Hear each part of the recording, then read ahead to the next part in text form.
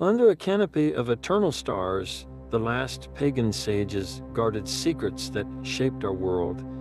This is the story of the Sabians of Harran, a mysterious civilization from ancient Mesopotamia that mastered the language of the cosmos while empires rose and fell around them. They were star worshippers, master magicians, and philosophers who preserved a river of ancient knowledge when it was on the brink of being lost forever.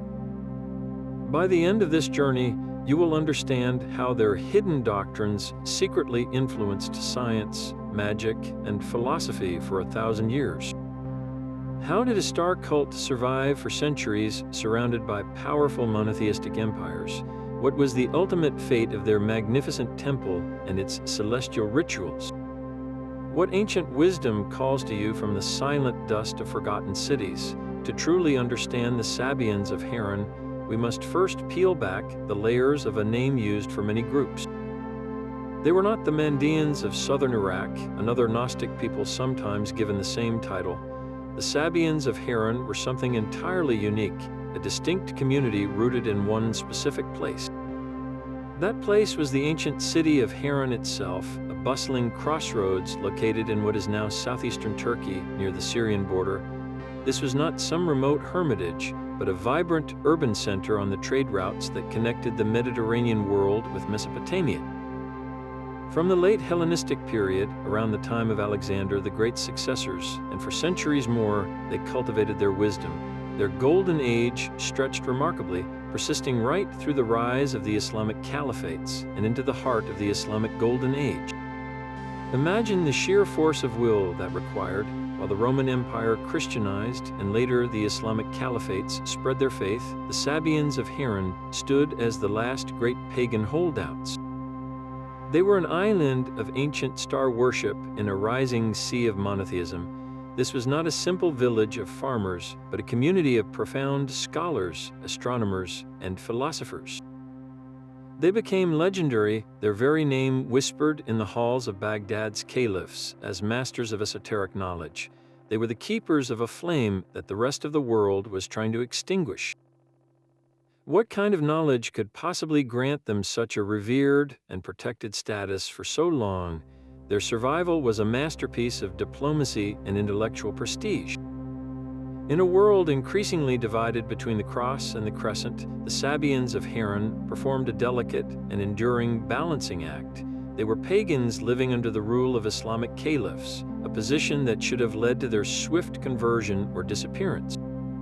Yet they not only survived, they thrived for hundreds of years. The key to this remarkable endurance was a brilliant and somewhat mysterious legal maneuver now called the Harranian capitulation. When the Abbasid Caliphate demanded that all subjects adhere to a recognized faith, the Sabians faced an existential threat. Their ancient star worship was not one of the accepted religions. So they presented themselves as the Sabians mentioned in the Quran, a group accorded the status of people of the book, alongside Jews and Christians. This was a claim of breathtaking audacity.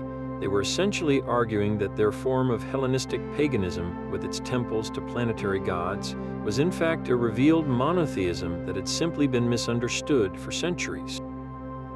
It was a legal fiction of genius, a shield crafted from the very text that threatened them. The caliphs in Baghdad, perhaps valuing the Sabians' immense contributions to science and philosophy more than strict religious conformity, accepted this claim. This granted them protected dhimmi status, allowing them to practice their rites, maintain their temples, and govern their own community affairs. But this protection came with a constant, underlying tension. They were walking a tightrope between their own deep-rooted beliefs and the expectations of the powerful culture that surrounded them. This tension was not merely legal, it was intellectual and deeply personal. How did a star priest from Harran feel when he traveled to the great house of wisdom in Baghdad to translate Greek astronomical texts for a Muslim caliph? He would be collaborating with Jewish scholars, Christian physicians, and Muslim theologians, all working under the banner of a single God, while he himself prayed to the intelligence of the sun or the wisdom of the moon. This was not a clash of civilizations, but a complex and fertile exchange. The Sabians became indispensable translators and knowledge brokers. They brought the works of Plato, Aristotle, and Ptolemy into Arabic, effectively saving this classical learning for posterity. In doing so, they subtly infused these texts with their own esoteric interpretations, planting the seeds of Hermetic and astrological thought that would later blossom in both the Islamic world and medieval Europe. Their very existence became a dialogue, a silent debate conducted through scholarship and ritual. They preserved the old ways not by hiding them, but by making them so valuable that the new world could not afford to lose them. What compromises did this daily life require, and what secrets did they choose to keep entirely to themselves? At the very center of their world, both physically and spiritually, stood the great temple of sin. This was not merely a building, it was the beating heart of Harran, a sprawling complex of polished stone and soaring columns dedicated to the moon god. For centuries, pilgrims traveled vast distances to witness its splendor, to walk its sacred courtyards and feel the presence of the celestial power worshipped there. The temple was far more than a place of prayer. It was the city's premier academy, a university of the cosmos where the greatest Sabian scholars studied the stars, debated philosophy, and preserved ancient texts. Within its walls, the line between science and devotion blurred into a single, unified pursuit of cosmic truth. The moon god Sin was the sovereign of their entire belief system. He was not a distant, abstract deity, but a palpable, governing intelligence. His silver light dictated the rhythm of their lives, his phases marking their sacred calendar and governing the timing of every important ritual. Imagine the scene on a night of the full moon. The great temple would be illuminated by countless lamps, their light a feeble echo of the brilliant orb dominating the sky. Priests in white linen robes would chant ancient hymns, their voices rising and falling in a rhythm synchronized with the celestial dance above. The air would be thick with the scent of rare incense, a sacred offering meant to bridge the gap between earth and heaven. For the Sabians, this was not superstition, it was a sophisticated science of correspondence. The moon's journey was a map for the soul's journey, its cycles of death and rebirth, a mirror of spiritual transformation. Every ceremony was a deliberate act of participation in the cosmos, an effort to align human consciousness with the divine logic written in the night sky. The temple was their antenna, built to receive this celestial wisdom and broadcast it to the world through their scholarship. To stand in its shadow was to stand at the crossroads of heaven and earth. What profound astronomical insights were discovered within those moon-washed halls, and what became of this magnificent center of learning when the tides of history turned against it? The cosmos was not a cold, empty void to the Sabians, but a living, breathing temple of divine intelligences. Their entire existence was oriented toward the celestial spheres, a practice that went far beyond simple astronomy into the realm of a fully realized astral religion. They did not merely observe the stars, they worshipped them as tangible manifestations of the divine. Each of the 7 classical planets was a god, a conscious being with its own personality, power, and sphere of influence over the world below. This was a universe alive with purpose and meaning, where every human action resonated within a grand, cosmic symphony. The slow, ponderous Saturn was not just a distant point of light, but the embodiment of time, limitation, and deep contemplation, its metal the heavy, enduring lead. Jupiter was the kingly benefactor, a force of expansion, fortune, and just rule, symbolized by the noble metal tin. The red glow of Mars pulsed with the energy of conflict, courage, and raw assertion, its spirit captured in the strength of iron. At the center of this celestial court was the sun, the heart of the system, and the visible representation of divine intellect and life-giving power, its essence flowing through radiant gold. Venus, the morning and evening star, governed the realms of love, beauty, and profound harmony, her nature expressed in soft, malleable copper. Mercury, the swift messenger, ruled communication, intellect, and commerce, its quicksilver nature mirrored in the liquid metal that bore its name. And closest to all was the moon, the great mediator, the the soul's gateway that governed cycles, intuition, and the reflective waters of the subconscious, its metal the ever-changing silver. This celestial hierarchy was not a metaphor, it was the fundamental architecture of reality. A farmer planting his crops, a city governor declaring a new law, a scholar beginning a new text, all would consult the positions of these celestial powers. To live in harmony with the planets was to live in accordance with the divine will itself. Their rituals were precise technologies designed to align their community's spirit with these cosmic forces, drawing down planetary blessings and averting celestial displeasure. This made them true celestial theologians, interpreting the will of the gods not from ancient scrolls alone, but from the ever-turning scroll of the night sky. How did such an intimate relationship with the cosmos shape their understanding of fate and of human free will? This animated universe was governed by a single, breathing consciousness known as the world soul. For the Sabians, every star was not a mere ball of fire, but a living mind. Every planet was a divine intelligence with a will of its own. The cosmos was not a machine, but a vast, sentient organism, and the Earth itself was a participating member of this celestial community, alive and aware. This belief in a universe brimming with consciousness was the bedrock of everything they did, from their most complex rituals to their most advanced astronomical calculations. Their entire philosophy was built upon a grand cascade of divine light, a process they understood as emanation. They envisioned a single, ultimate source of all existence, a perfect and unknowable one, too brilliant for any mortal to comprehend directly. From this boundless source, reality overflowed in successive waves, like light streaming from a central flame through a series of crystalline spheres. Each planetary sphere was one of these lenses, receiving the pure divine power and coloring it with its own unique qualities before passing it down to the next. The sphere of Saturn received the first emanation, imparting the qualities of structure and time. Jupiter then received this, adding expansion and law. Mars infused it with energy and action, the Sun with life and intellect, Venus with love and harmony, Mercury with knowledge and communication, and finally the Moon with intuition and the power of manifestation, pouring this now multifaceted divine energy onto the Earth and into the hearts of humanity. This was not a random universe, but a perfectly ordered hierarchy of consciousness. A stone, a plant, a human soul, all were recipients of this cascading celestial light, each containing a spark of the divine source.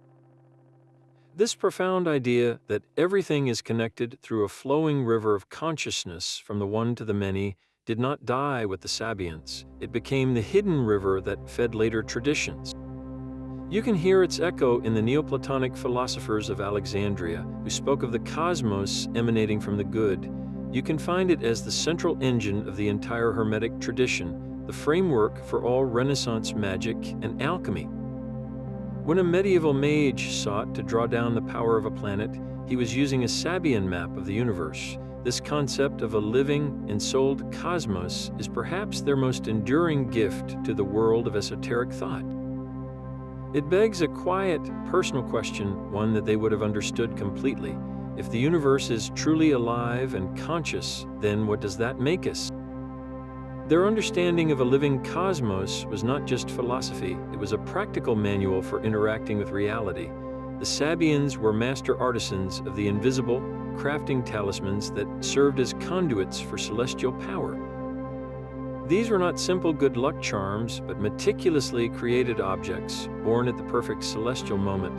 A talisman for wisdom might be a medallion of tin, the metal of Jupiter, engraved with the symbols of that planet during a time when Jupiter was strong and auspicious in the sky.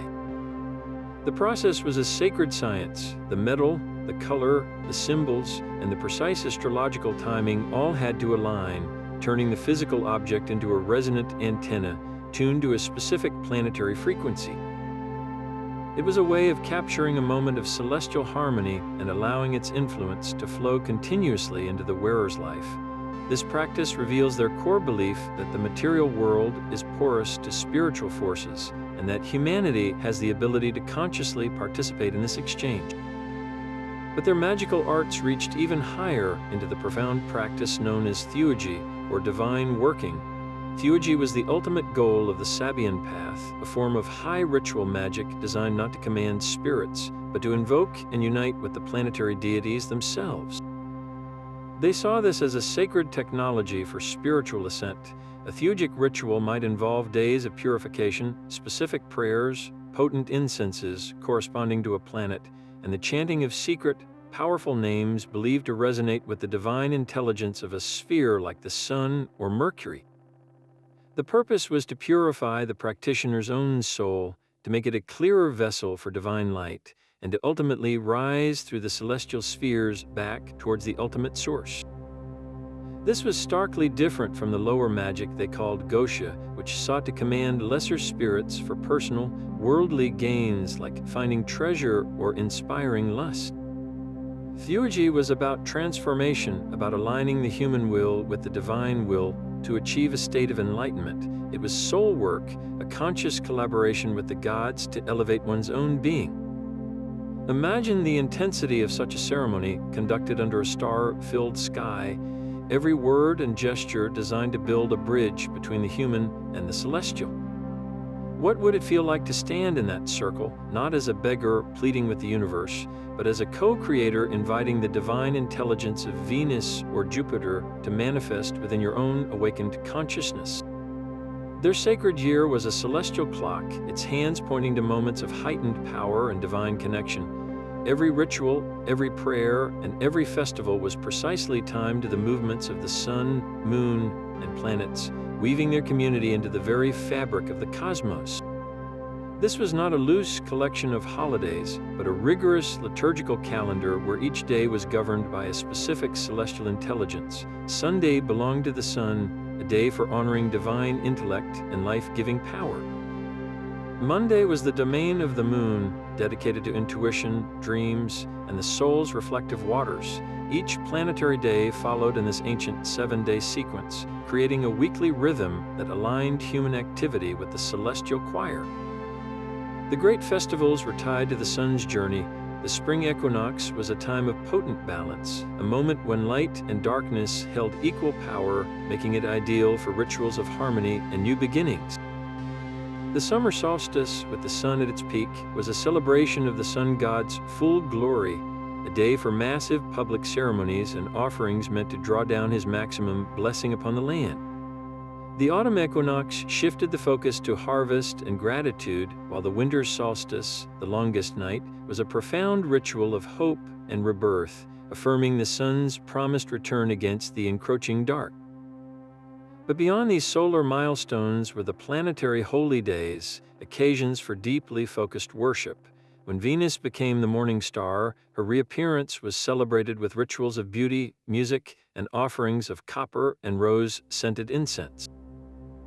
The transition of Saturn into a new zodiac sign was a somber, contemplative event marked by prayers for endurance and the burning of heavy, resinous frankincense. The preparation for any ceremony was a science of correspondence. For a Jupiter ritual on a Thursday, everything was chosen to resonate with that planet's kingly, expansive energy. Priests would wear robes of deep blue or purple, the colors of royalty and the cosmic expanse. The altar would be adorned with tin vessels and offerings of honey, almonds, and saffron bread, foods symbolizing abundance and wisdom. The air would be thickened with the smoke of cedarwood and sage, incenses believed to carry prayers directly into Jupiter's sphere. Every element was a symbolic language, a way of telling the planet, we understand your nature and we align ourselves with your benevolent power. This meticulous attention to detail transformed their worship from a simple plea into a conscious act of co-creation with the universe. They were not just asking the gods for favors, they were orchestrating a symphony of sight, sound, and scent to become a living bridge for celestial influence. What would it have been like to live inside this sacred rhythm, where every week was a journey through the 7 spheres, and every year a grand dance with the sun? While the priests chanted under the moon, the scribes worked by lamplight. The true temple of Harran was not only its grand sanctuary of stone, but also its scriptoriums, the quiet chambers where the Sabians performed their most enduring miracle, the preservation of the ancient world's greatest minds. As Europe descended into what would later be called the Dark Ages, its libraries crumbling and Greek becoming a forgotten language, Harran became a fortress of knowledge. The Sabians, fluent in Greek, Syriac, and Arabic, stood as the last guardians of a vast intellectual heritage. They were not merely librarians, but translators, the crucial bridge across which the wisdom of Plato, Aristotle, and Ptolemy walked from a dying classical age into the vibrant heart of the new Islamic world. The caliphs in Baghdad understood this priceless service, and they actively recruited these pagan scholars for their greatest project, the legendary House of Wisdom. Imagine a Sabian philosopher, a man who prayed to the planetary gods, traveling from his home in Harran to the bustling capital of the Islamic Caliphate. He would enter a grand institute where the pursuit of knowledge was a form of worship in itself, collaborating with Muslim astronomers, Jewish physicians, and Christian logicians. Their shared goal was to gather all the world's knowledge and translate it into Arabic. This was the Sabians' ultimate act of survival, making themselves indispensable. By bringing the works of Aristotle on logic, Ptolemy on astronomy, and Galen on medicine into Arabic, they were not just saving parchment and ink, they were saving the very foundation of rational inquiry. In this role, they subtly infused these texts with their own esoteric interpretations. When they translated a Greek text on the nature of the stars, they imbued it with their belief in the stars as living intelligences. A work on planetary motion became a study of divine wills. They were secretly encoding their celestial theology into the mainstream of medieval science, planting seeds that would later flower into the Hermetic traditions of the Renaissance. For centuries, this river of knowledge they helped create flowed eastward, enriching the Islamic Golden Age, but the current was destined to turn. Through the complex routes of trade and conquest, particularly in places like Muslim Spain, these same Arabic translations, many bearing the invisible fingerprints of Sabian scribes, were eventually translated into Latin. In this incredible, centuries-long loop, the works of Aristotle finally returned to Europe, sparking the intellectual reawakening of the 12th century and laying the groundwork for the Renaissance. The very logic that would one day challenge their pagan beliefs was a gift they themselves had delivered. They were the quiet, indispensable curators of a flame they could not themselves carry forward, ensuring that the light of reason, albeit filtered through their own unique lens, would never be extinguished. What must it have felt like to be the keeper of a wisdom so profound that you knew your own world was its final, fading vessel? Their alchemical furnaces were as sacred as their temple altars. For the Sabians, the transformation of base metals was never just about wealth. It was a profound spiritual exercise, a physical mirror of the soul's own journey back to its divine source. This was the ultimate expression of their core principle, a phrase that would echo through the ages, as above, so below. They saw a perfect correspondence between the celestial and the terrestrial realms. The 7 metals they worked with in their laboratories were not random elements. They were the physical children of the 7 planetary gods, each metal embodying the essence of its celestial parent. The cold, heavy, and slow nature of lead was a direct manifestation of Saturn's qualities of structure, time, and limitation. Tin, with its malleability and bright sheen, reflected Jupiter's expansive and kingly benevolence. Iron was the unyielding will of Mars, copper the beauty of Venus, and quicksilver Mercury was the unpredictable intellect of its namesake planet. Silver was the receptive soul of the moon. And at the summit of this metallic hierarchy stood gold, the perfect, incorruptible metal, the ultimate expression of the sun's divine intellect and eternal light. An alchemist's work was therefore a form of celestial collaboration. When they sought to transmute a metal, they were not trying to cheat nature, but to assist it in its own divine purpose, to help a substance evolve toward its most perfect and solar state. The entire process was a carefully orchestrated ritual. The choice of metal, the timing of the operations based on planetary hours and positions, the colors that appeared in the flask, all of it was a dialogue with the cosmos. A key figure in this tradition was Thabit ibn Qurra, a brilliant Sabian mathematician and astronomer from Harran who also wrote extensively on alchemical theory. His works, translated into Latin centuries later, became foundational texts for European alchemists like Roger Bacon. These texts described not just laboratory techniques, but the inner, spiritual discipline required of the practitioner. The alchemist had to purify himself before he could hope to purify any metal. Greed, impatience, or a clouded mind would doom the work to failure. The long, arduous processes of calcination, dissolution, and coagulation were as much about burning away the dross of the alchemist's own ego as they were about breaking down the impurities in the metal. The goal was the creation of the philosopher's stone, a substance believed to perfect both matter and spirit. For the Sabians, this legendary object was not merely a physical catalyst, but the ultimate symbol of the fully realized human soul, one that had successfully internalized the celestial harmonies and achieved a state of golden enlightenment. Their laboratory was a microcosm of the universe, and every retort and furnace was a tool for exploring the deepest mysteries of creation and consciousness. What would it mean to approach your own personal growth with the same patience, precision, and sacred intention as a Sabian alchemist tending his great work? Yet their celestial science was a language far more complex than simple star signs. The Sabians read the sky with a grammar of breathtaking sophistication, an astrology that mapped the soul's potential and the world's turning with mathematical precision. They looked beyond the wandering planets to the fixed stars, the eternal backdrop of the cosmos. Certain brilliant stars like Aldebaran in the bull or Regulus in the heart of the lion were seen as powerful celestial monarchs, each governing its own domain of influence. The precise moment one of these royal stars rose on the horizon could signal the birth of a great leader or the dawn of a new era, their light acting as a cosmic trigger for events on Earth. Interwoven with this fixed tapestry were the 28 lunar mansions, a system they inherited from even more ancient times. These were not the 12 signs of the zodiac, but a finer, more intimate net cast across the sky, each mansion representing a stopping point for the moon on her 28-day journey.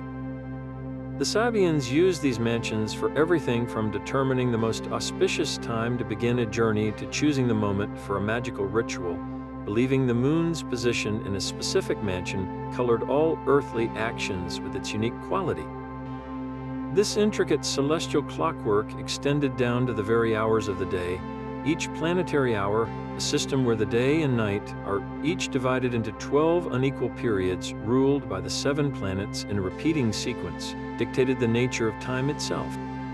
An hour of Saturn was for contemplation and difficult tasks, an hour of the Sun for public recognition and new ventures, an hour of Venus for forging relationships and creating art.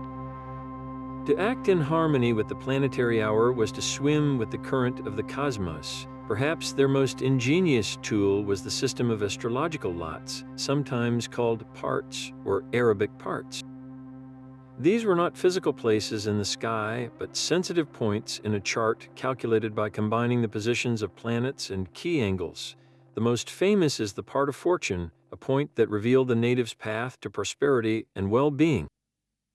But there were lots for everything, from courage and spirit to disease and betrayal. A Sabian astrologer could calculate the part of marriage to understand the nature of a union, or the part of long journeys to foresee the outcome of a pilgrimage.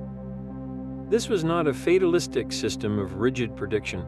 The Sabians saw the birth chart as a celestial map of the soul's destiny, a complex score of potential harmonies and challenges composed by the celestial intelligences. Your fate was written in the stars, but it was written in a language you could learn to read and, with the right knowledge, even edit. This is where their magic became a tool for intelligent navigation, a practice known as astrological mitigation. If your chart showed a difficult alignment of Mars threatening conflict, you did not simply wait for the fight to happen. You might perform a specific ritual during an hour of Venus, using her harmonizing power to soothe the martial energy. You could create a talisman when Jupiter was strong to bolster the areas of life your chart showed as weak. This was the ultimate application of their living cosmos philosophy, a conscious, collaborative dialogue with fate itself. It raises a profound question about the nature of our own lives. If your destiny is not a locked door but a complex landscape filled with both smooth highways and treacherous passes, what kind of map would you want, and what tools would you bring for the journey? Their sophisticated astrology was anchored in an even deeper philosophical world, a unique intellectual current that flowed through the streets and academies of Harran. This was not a single, rigid doctrine, but a vibrant synthesis, a melting pot where the logical rigor of Greek Neoplatonism met the mystical revelations of Hermeticism, all built upon a foundation of ancient Babylonian star lore.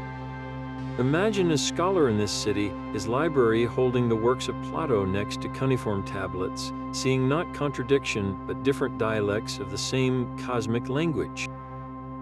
This environment produced philosophers who refused to choose between reason and revelation, viewing them as two eyes offering a single, stereoscopic vision of truth.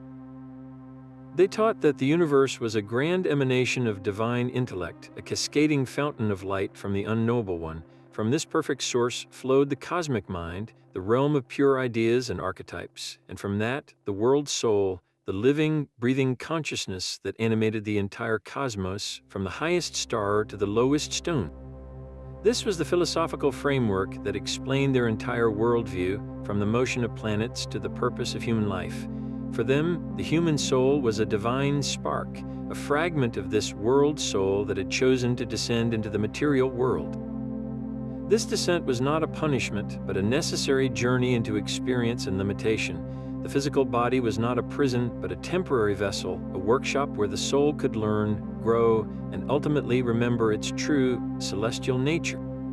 The great Sabian philosophers, thinkers like Thabit ibn Qurra and al-Battani, saw this earthly life as a school. The soul's immersion in matter caused a kind of spiritual amnesia, making it forget its heavenly origin. The constant pull of desires, the illusions of the senses, and the distractions of the world created a crust over the soul's inner light, like dust gathering on a mirror, preventing it from clearly reflecting the divine. The ultimate goal of human existence, therefore, was to polish that mirror, to cleanse the soul through philosophical understanding and sacred ritual, and to guide it on its journey back to the divine source. This was the true meaning of their theurgy and their astrology. Philosophical study, the rational contemplation of geometry, astronomy, and logic, was one method of purification.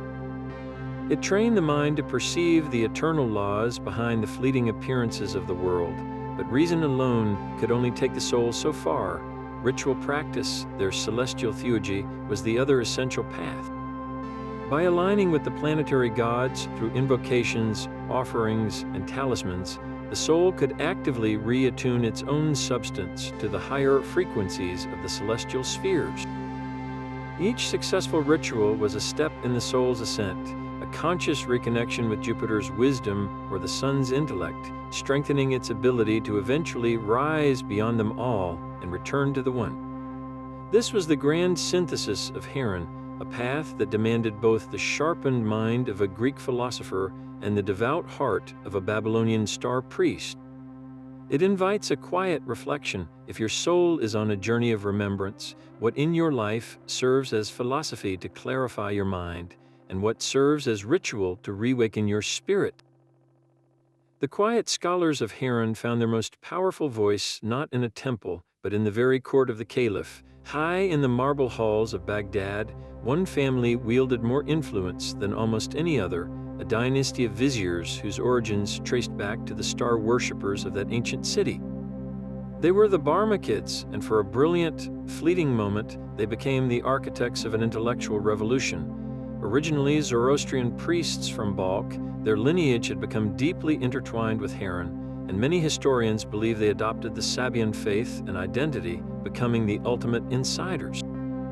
As chief ministers to the early Abbasid caliphs, especially the legendary Harun al-Rashid, they commanded vast wealth, controlled the empire's treasury, and directed the flow of knowledge itself.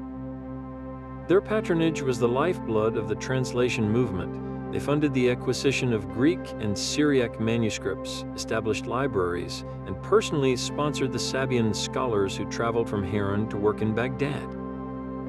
Think of them as the visionary CEOs of a project to save the ancient world's knowledge, using the full power of the state treasury to make it happen. A Sabian astrologer seeking to translate a text by Ptolemy would find not just permission, but enthusiastic funding and a powerful political protector in the Barmakid vizier. This was the Harranian survival strategy operating at the highest level, embedding their people and their wisdom directly into the command center of the empire that ruled them. The Barmakids did not merely allow this knowledge transfer, they actively curated it, ensuring that the specific texts on astrology, alchemy, and Hermetic philosophy that were dear to the Sabian tradition were prioritized for translation. They built a protected pipeline through which the lost secrets of Harran could flow directly into the Islamic Golden Age, shaping its science, its medicine, and its esoteric thought for centuries to come. Their spectacular fall from power was as sudden as their rise. In a shocking turn of events, Harun al-Rashid turned against the family, stripping them of their wealth and executing the head of the house. The reasons remain shrouded in mystery, perhaps stemming from the family's immense power or their perceived foreign allegiances. Yet, by the time the Barmakid dynasty crumbled, their work was already complete. The seeds of Sabian knowledge were firmly planted in the fertile soil of Baghdad, where they would grow and eventually bear fruit in worlds the Harranian sages could never have imagined. What other hidden channels existed, carrying this river of ancient wisdom into the future after its most powerful guardians were gone? Among these brilliant scholar mages, one name outshines the rest, a star of both science and spirit, Thabit ibn Qurra. Born in Harran around 836, he was a native speaker of the city's star-worshipping tradition, raised within the very temple of the moon god. His genius was not confined to ritual, however. It blazed across the fields of mathematics, astronomy, and medicine with a brilliance that would illuminate the world for centuries. His journey from the temples of Harran to the glittering intellectual court of Baghdad is the ultimate story of Sabian success. He did not just translate knowledge, he transformed it, becoming the living bridge between his ancient pagan heritage and the dawning Islamic Golden Age. His work began with the fundamental language of the universe, mathematics. He produced profound commentaries on Euclid's geometry, but his own original work delved into the beautiful puzzle of amicable numbers. These are pairs of numbers where each is the sum of the other's proper divisors, like 220 and 284. While this might seem like a mere numerical curiosity, for Thabit ibn Qurra, it was a glimpse into the divine harmony and perfect friendship encoded within the very fabric of mathematics. He even discovered a theorem for generating these number pairs, a formula that demonstrated a cosmic order hidden within the realm of numbers. His astronomical contributions were even more revolutionary. The dominant model of the cosmos was still the Ptolemaic system, which placed the Earth at the center with planets moving in complex loops called epicycles. Thabit ibn Qurra was one of the first great minds to dare to reform this ancient system. He scrutinized its mathematical inconsistencies and proposed corrections that would make the model more accurate and elegant. His most famous astronomical innovation was the theory of trepidation. Ancient astronomers had observed that the positions of the stars seemed to shift very slowly over vast stretches of time, a phenomenon known as the precession of the equinoxes. Thabit ibn Qurra proposed that this motion was not a steady, constant drift, but a gentle oscillation, a slow wobble or nodding of the celestial sphere. He imagined the equinoxes moving back and forth over a small range, like the slow, rhythmic swaying of a great tree in a cosmic wind. This theory of trepidation was his attempt to reconcile observed data with the living, breathing cosmos, and it was accepted as scientific fact for hundreds of years afterward. As a translator, his impact was immeasurable. He brought the brilliant, daring works of Archimedes into Arabic for the first time, preserving texts like On the Sphere and Cylinder that would have otherwise been lost to the world. Through his efforts, concepts of mechanics, hydrostatics, and infinitesimals were saved, ideas that would later fuel the scientific revolution in Europe.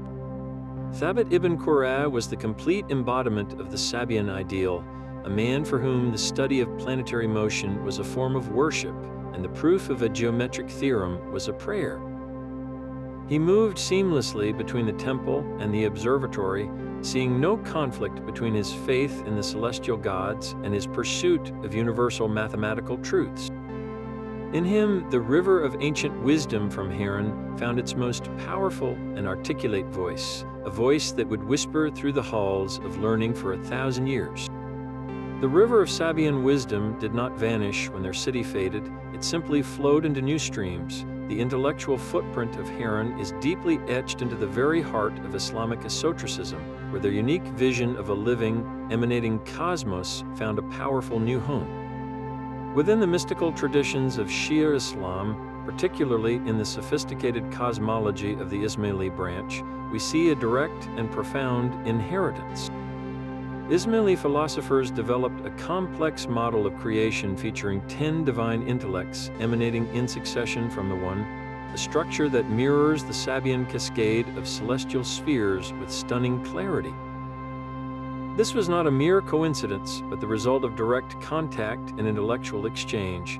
The Ismaili concept of a universe brought into being through a sequence of divine commands and luminous intelligences reads like a monotheistic refinement of the very Neoplatonic emanationism the Sabians had preserved and practiced for centuries.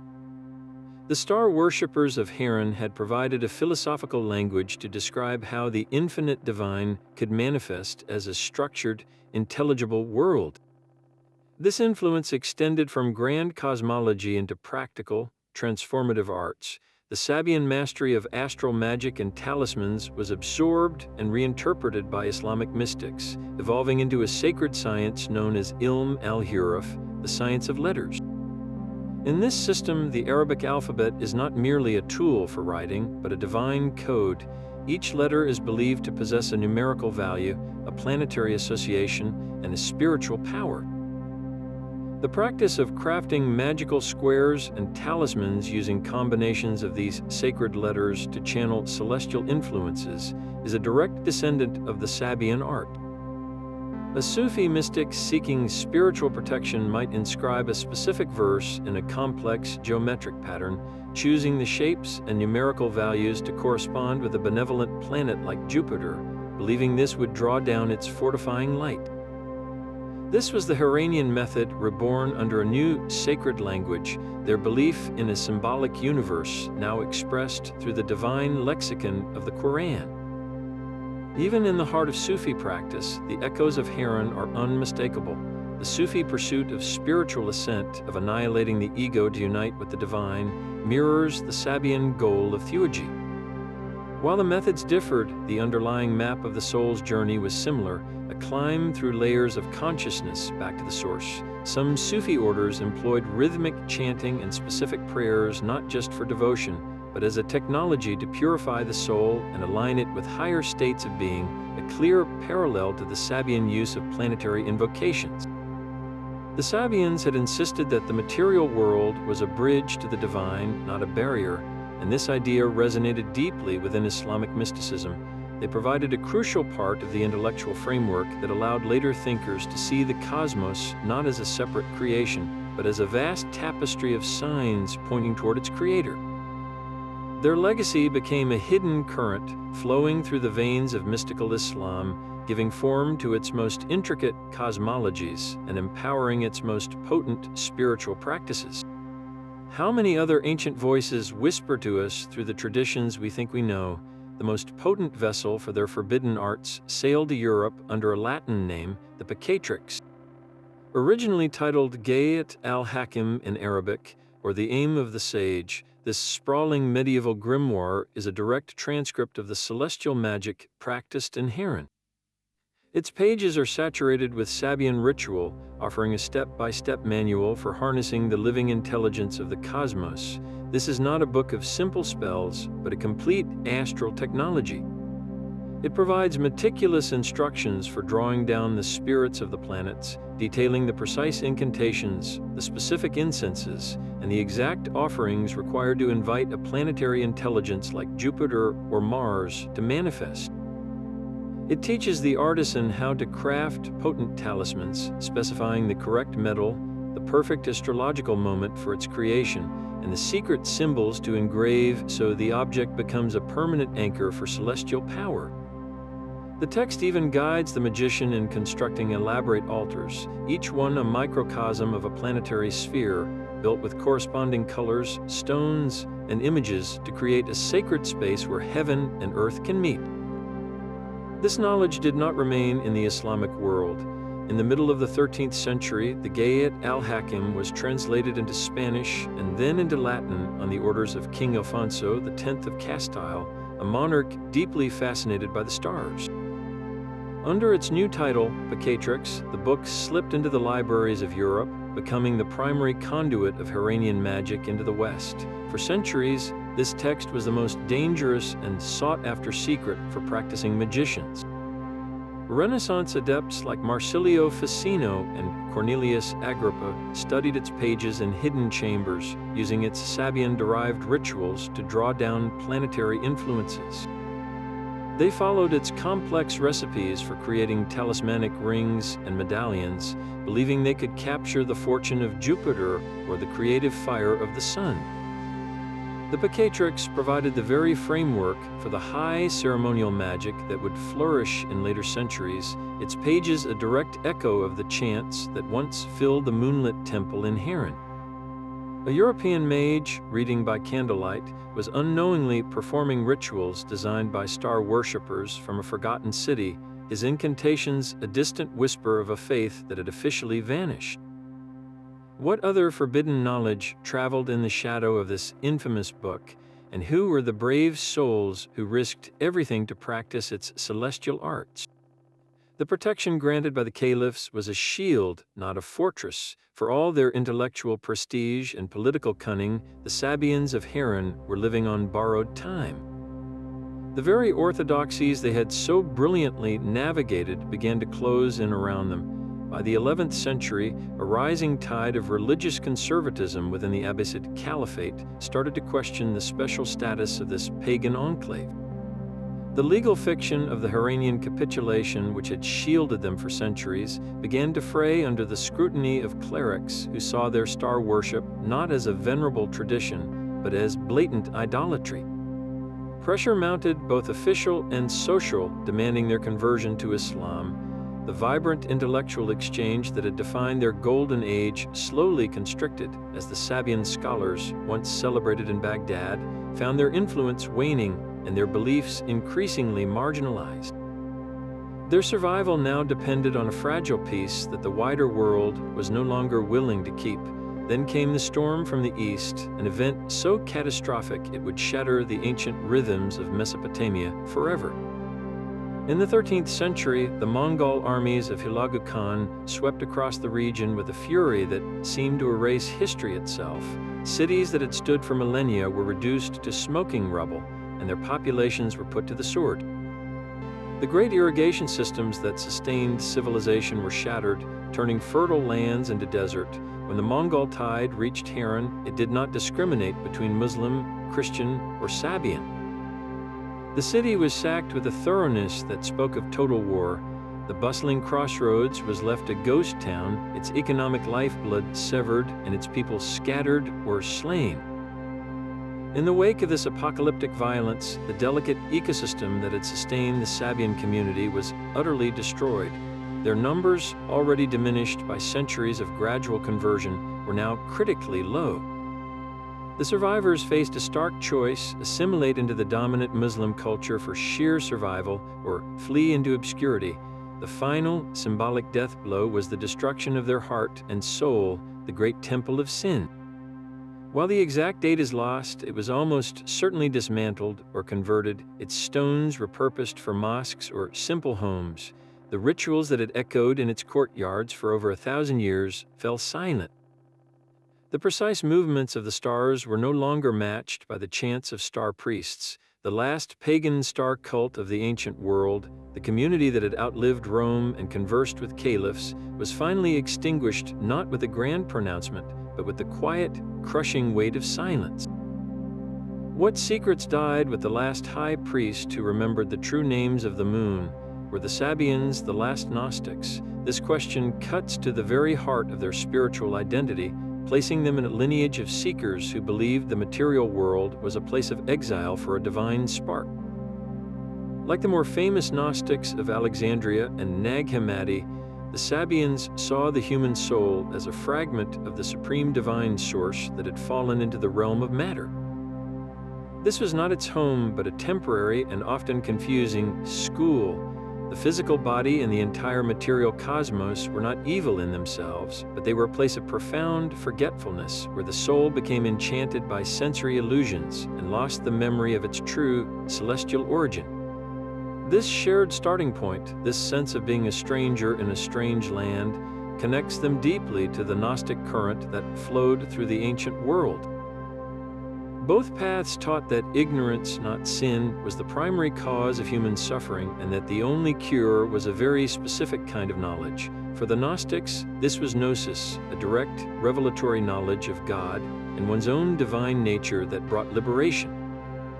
For the Sabians, this knowledge was the entire corpus of their celestial science, their philosophy, and their theurgic rites. It was the gnosis of the stars, a practical map for the soul's ascent.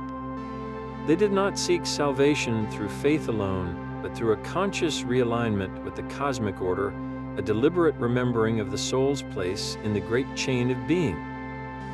This was an active, intellectual, and ritualistic gnosis, where one learned the names of the planetary gods, not just to praise them, but to collaborate with them in the work of spiritual return.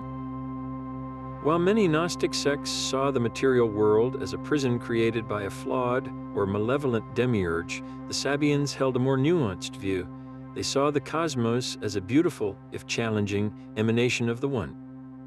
The planetary spheres were not barriers, but stepping stones, each a divine intelligence that could aid the soul in its journey home if approached with the right knowledge. This makes them a unique and incredibly resilient branch of the Gnostic tree. They were not a persecuted sect hiding in the desert, but a public, established institution that preserved a living, late antique Gnostic tradition for centuries after groups like the Valentinians or the Sethians had been suppressed by Orthodox Christianity. Their survival in Harran suggests that a complex, philosophically sophisticated Gnosticism could not only endure but flourish, adapting its language and practices to remain relevant in a changing world. They offer us a powerful thought. What if the ultimate secret knowledge is not a single hidden truth, but a living practice, a constant and conscious realignment with the intelligence of the cosmos itself? Centuries after the last star priest vanished from Harran, their wisdom ignited a revolution in the sun-drenched hills of Italy. The great revival of classical learning we call the Renaissance was, in its deepest spiritual current, a rebirth of the very Neoplatonic and Hermetic ideas the Sabians had curated for so long. This was no accident of history, but the direct result of a knowledge pipeline they helped build. When Byzantine scholars fled Constantinople with precious Greek manuscripts, they carried texts that had often survived only in Arabic translations, many bearing the invisible fingerprints of Sabian scribes from Baghdad's House of Wisdom. But the true catalyst was the arrival of a single, electrifying collection of writings, the Corpus Hermeticum. Brought to Florence in the 15th century, these texts were believed to be the work of an ancient Egyptian sage, Hermes Trismegistus, a contemporary of Moses. In reality, they were products of the same late antique melting pot that had nourished Harran, filled with the language of a living cosmos, divine emanation, and the soul's ascent. For thinkers like Marsilio Ficino, who was commanded by his patron Cosimo de Medici to stop translating Plato to work on Hermes immediately, this was not mere philosophy. It was a pristine theology, a sacred science that promised to unlock the hidden powers of nature and the human soul. Ficino saw in these texts a confirmation of a world alive with spiritual forces, a vision he fused with the Neoplatonic framework the Sabians had also preserved. He began practicing a form of spiritual medicine he called natural magic, using talismans, specific music, and planetary invocations to align his patrons with the beneficial influences of the cosmos. He would compose songs to be sung during the hour of the sun, using melodies and lyrics designed to draw down solar energy to invigorate the spirit and heal melancholy. This was pure Sabian theurgy, reborn in a Christian context. Then came Giovanni Pico della Mirandola, a prodigy who took this synthesis even further. In his famous oration on the dignity of man, Pico proclaimed that humanity was placed at the center of creation with no fixed nature, endowed with the divine freedom to ascend through the levels of being to become one with God, or to descend into brutishness. This revolutionary idea of human potential was a direct echo of the Sabian soul journey. To achieve this ascent, Pico championed a blend of Kabbalah, philosophy, and the very celestial magic detailed in texts like the Pacatrix.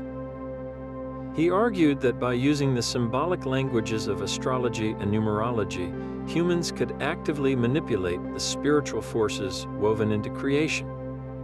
This magical worldview, this belief that humanity could consciously collaborate with a hierarchical, intelligent cosmos, became the driving engine of the Renaissance mind. It inspired artists to encode planetary symbolism into their paintings, architects to design buildings according to harmonic ratios that mirrored the cosmos, and scientists like Johannes Kepler to seek the geometric laws governing planetary motion. The great revival of art and science was fueled by a spiritual revolution, one whose blueprint was drafted centuries earlier under the moonlit skies of Harran. What does it mean that our modern world was born from a vision of the universe as a living, sacred whole, a vision kept alive by the last pagan sages? Centuries of silence lay thick over the ruins of Harran, a deep slumber broken only by the whispers of the wind. Then came the archaeologists, their spades and brushes peeling back the dust to read the city's long-forgotten story. The most profound discovery was the foundation of the great Temple of Sin itself, a sprawling complex of courtyards and chambers that confirmed its legendary scale. Excavations revealed a sacred well, likely used for ritual purification, and fragments of altars where offerings to the moon god were once made, but the temple yielded few of the grand statues or gold treasures one might expect. This absence speaks volumes, suggesting the Sabians' wealth was not in hoarded precious metals, but in the celestial knowledge perfected within those walls. Their true treasures were written on parchment and in the minds of their scholars, leaving only stones and silence for the modern world to find. More evocative than the temple ruins are the strange, domed dwellings that still dot the landscape. These beehive-shaped houses, built from mud brick and topped with conical roofs, have become the iconic image of Harran. Their unique design is not merely architectural whimsy, it is a form of ancient climate control, creating cool interiors against the desert heat. Yet one cannot help but wonder if their shape also held a deeper, symbolic resonance for a people so devoted to the celestial spheres. Living under a rounded roof could have been a constant, physical reminder of the domed sky that arched above them, the very home of the gods they worship.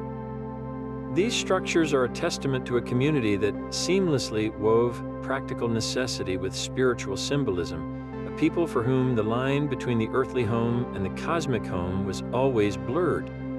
Among the scattered pottery's shards and broken tools, a few key artifacts whisper of their unique rites. Inscriptions have been found bearing the names of planetary deities, not in grand proclamations, but in personal dedications.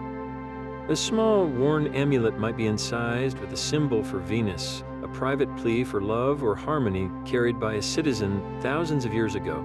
Archaeologists have uncovered ritual bowls with channels, possibly used for libations, the pouring of sacred liquids as offerings to the stars.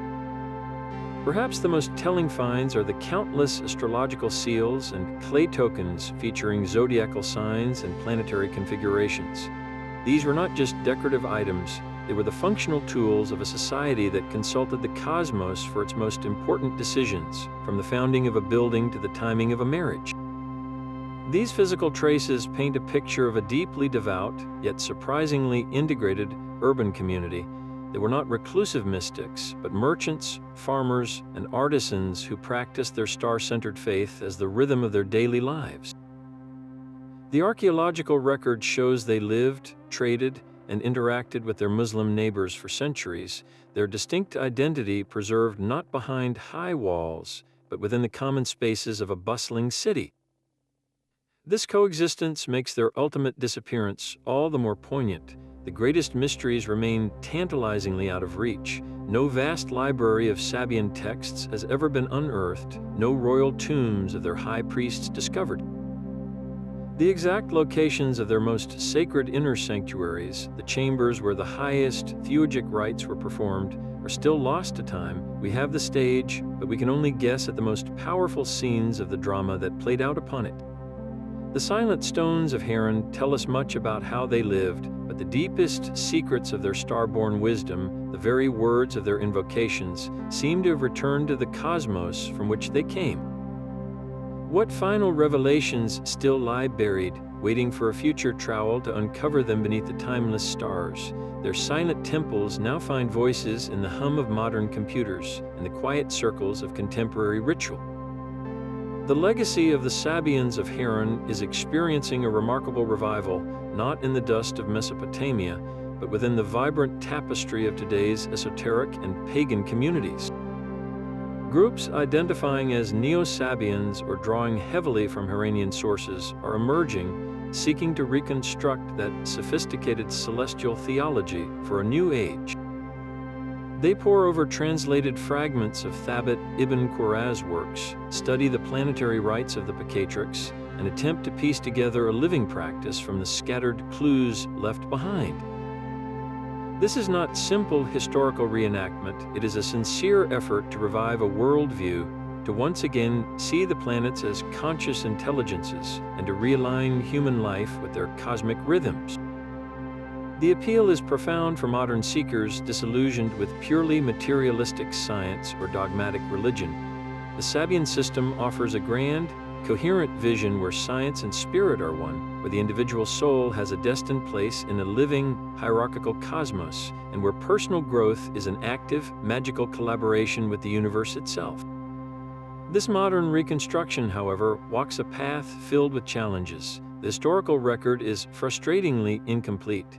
We have detailed descriptions of Sabian beliefs from their critics and admirers, and we have the sophisticated scientific works of scholars like Thabit ibn Qurra, but we possess very few of their own liturgical texts or personal prayer books. The exact words of their most powerful invocations, the precise sequences of their temple rituals, the intimate details of their initiatory practices, these are largely lost. This means modern practitioners must engage in a creative form of spiritual archaeology. They blend the clear philosophical framework from Neoplatonic and Hermetic sources with the practical ritual techniques found in the patriarchs and other grimoires. They look to living traditions with possible historical connections, such as certain strands of Mesopotamian Reconstructionist paganism or esoteric Islam, to fill in the gaps.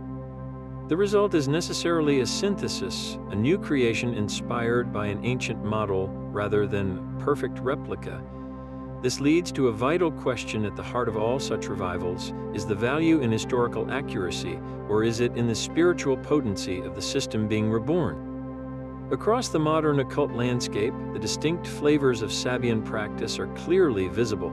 In ceremonial magic orders, practitioners meticulously calculate planetary hours and craft talismans following the old specifications, using tin for Jupiter and iron for Mars, believing these objects can focus celestial influence in their lives.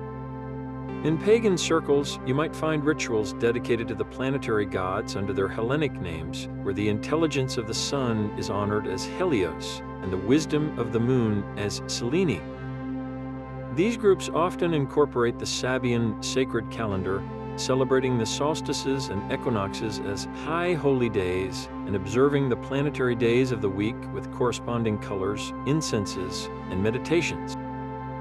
A modern Neo-Sabian might dedicate their Thursday to studies of philosophy and law, wearing blue and burning cedarwood incense to align with Jupiter's expansive energy, treating the day as a weekly mini-festival. This practical application makes the philosophy tangible, transforming abstract concepts about a living cosmos into a daily lived experience. The system provides a complete symbolic language for interpreting the world, turning a stressful period into a challenging transit of Saturn, or a sudden inspiration into a gift from Mercury. The ultimate goal for these modern practitioners mirrors the ancient one, theurgy, the divine work of soul ascent. They see the Sabian path as a rigorous spiritual technology for self-transformation. Through philosophical study, ethical living, and precise ritual, they seek to purify their own consciousness, what the ancients called polishing the soul's mirror. They aim to step-by-step align their own inner being with the harmonics of the celestial spheres, first the moon, then Mercury, Venus, the sun, and onward, in a conscious journey back toward the divine source.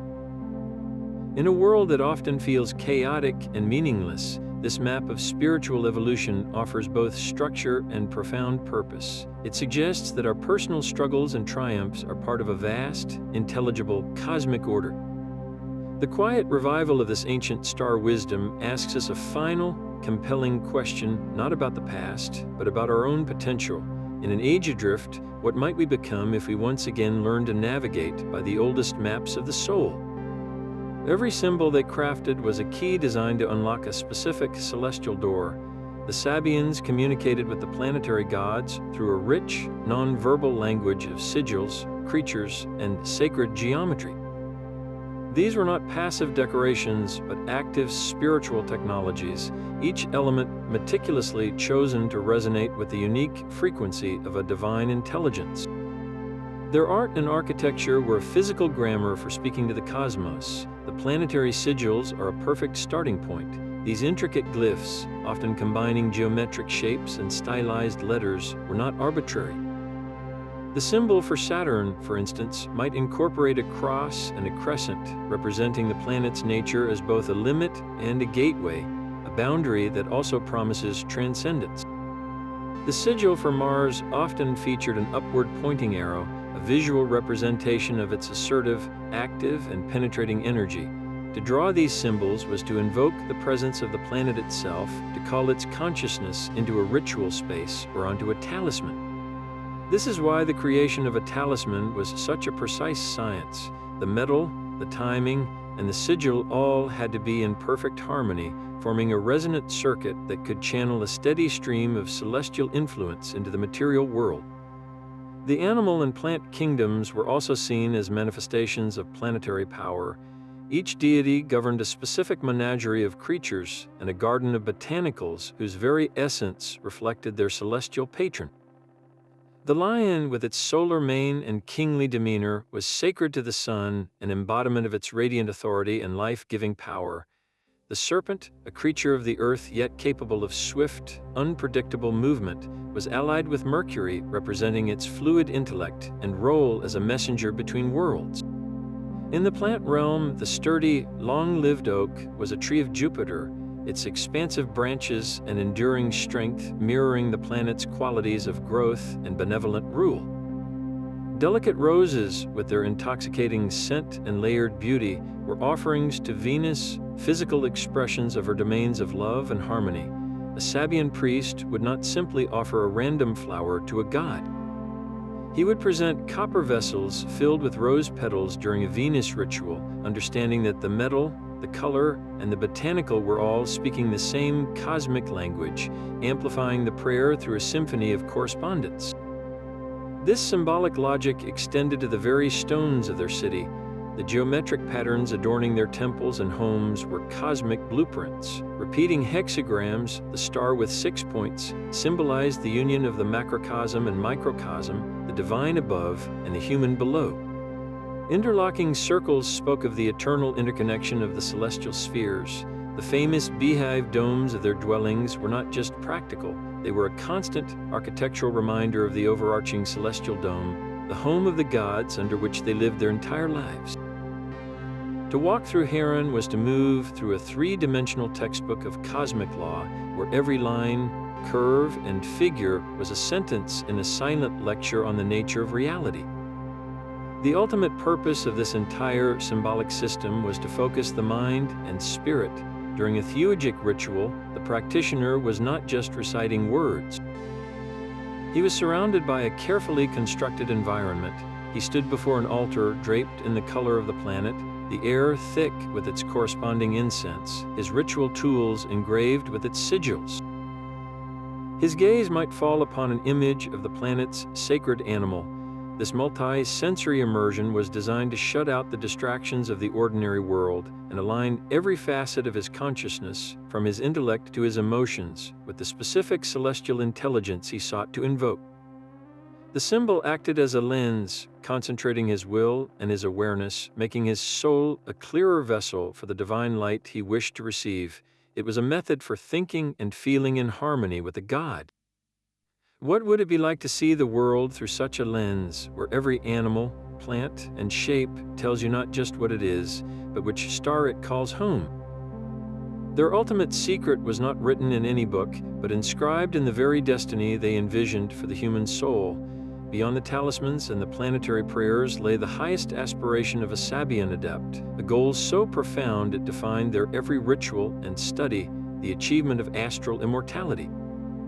This was not merely a hope for a pleasant afterlife, but a systematic path to deification, a conscious evolution of the soul beyond the cycles of earthly return. They believed that through a lifelong discipline of philosophical training, unwavering ethical conduct, and the most precise theurgical rites, a human being could so refine their spiritual essence that death would become not an end, but a final, glorious promotion.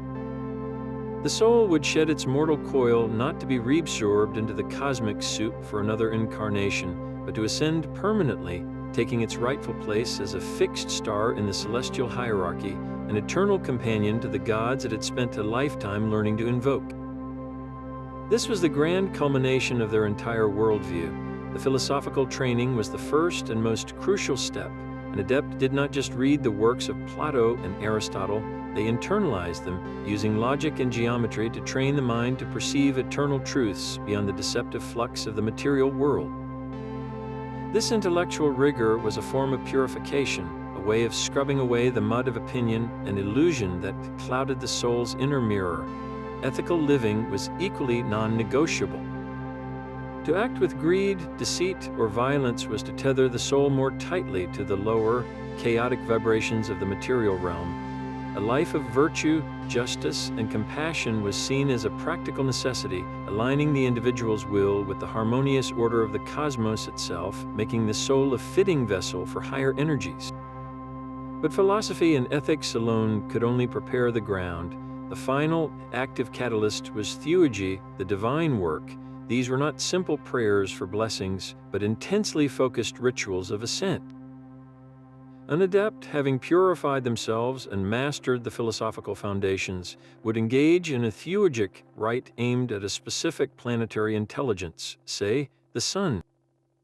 Through days of preparation, specific incantations, and the use of potent symbols, they would seek to temporarily unite their own consciousness with the solar intellect. This was a daring act of spiritual fusion. In that heightened state, the adept was not just learning about the sun, they were experiencing reality from the perspective of the solar god, absorbing its qualities of luminous intellect and life-giving power directly into the substance of their soul. They believed each successful theurgic operation permanently altered their spiritual DNA, replacing a layer of mortal ignorance with a thread of immortal, celestial light. They were, in effect, building their own star body piece by piece, ritual by ritual, through a lifetime of conscious collaboration with the divine. Imagine the final moments of a master who had walked this path for decades. As death approached, it was not met with terror, but with focused anticipation. The soul, having been systematically polished and fortified through a life of discipline, would not be drawn back into the gravitational pull of the earth for another incarnation. Instead, having already familiarized itself with the higher realms through repeated theurgical journeys, it would recognize its true home. It would rise swiftly through the planetary spheres it knew so well, not as a supplicant, but as a recognized peer. Passing the moon, then Mercury, Venus, and the sun, it would shed the last vestiges of its earthly attachments until it reached the sphere of the fixed stars. There it would find its own eternal station, a new point of light, adding its unique melody to the great cosmic symphony. This was their ultimate secret, a map for turning a human being into a minor deity. It suggests a staggering possibility that the final frontier of human potential is not out among the galaxies, but within the silent, waiting depths of our own consciousness. That same star-born magic now flickers across our movie screens and fills the pages of our favorite books. The romantic archetype of the last pagan sages, guardians of a cosmic secret, is a powerful current in modern fantasy. You can glimpse the Sabians in the star-worshipping cults of high fantasy novels, secretive orders who read fate in the constellations and wield magic based on celestial alignments. Their influence echoes in video games where ancient, forgotten civilizations leave behind astrological ruins and powerful artifacts that channel planetary power. The wise old astrologer mage, a staple character in epic fiction, is a direct descendant of the Harranian scholar, a figure who understands that true power comes from aligning with the cosmos rather than dominating it. This recurring trope taps into a deep and timeless human yearning. In a world increasingly defined by cold data and disenchantment, the Sabian archetype offers a vision of a universe that is not just physical, but profoundly meaningful. They represent a lost golden age of wisdom, a time when humanity was not separate from nature, but an active participant in a living, sacred conversation with the stars. Their story resonates because it speaks to a hidden part of us that still longs for that connection, that suspects there are maps to reality far older and more wondrous than our current charts.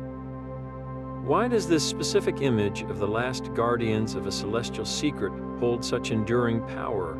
Perhaps because it assures us that even in the face of overwhelming change, the most profound truths are never truly lost, only waiting to be remembered by those who still know how to look up at the night sky and wonder. Their journey through the stars ultimately ends with us, here and now. We have walked the moonlit courtyards of Harran and met the last pagan sages, the star worshippers who mastered the celestial arts. We have seen them as master magicians, for whom crafting a talisman was a sacred science and a theurgic rite was a technology for the soul's ascent. And we have witnessed their most enduring miracle, their role as the preservers of ancient knowledge, the crucial bridge that carried the light of Greece and Babylon into the waiting minds of the Islamic Golden Age and the European Renaissance. The Sabians offered a world where science, philosophy, and spirituality were not separate paths, but a single, unified journey toward truth. They saw the cosmos as a living, breathing intelligence, and humanity as a conscious participant in its grand design. Their legacy is a powerful reminder that the universe might not be a cold, mechanical void, but a network of meaning waiting for us to relearn its language. So we are left with a final question, one they would have understood completely. What other ancient knowledge sleeps in the dust of forgotten cities or in the unread pages of old books, waiting for a curious mind to awaken it once more? If the story of the Sabians has sparked a flame of wonder in you, share your thoughts on what might still be out there, waiting to be found. And if you are ready for more journeys into the hidden corners of history, subscribe for our next deep dive into the world's esoteric.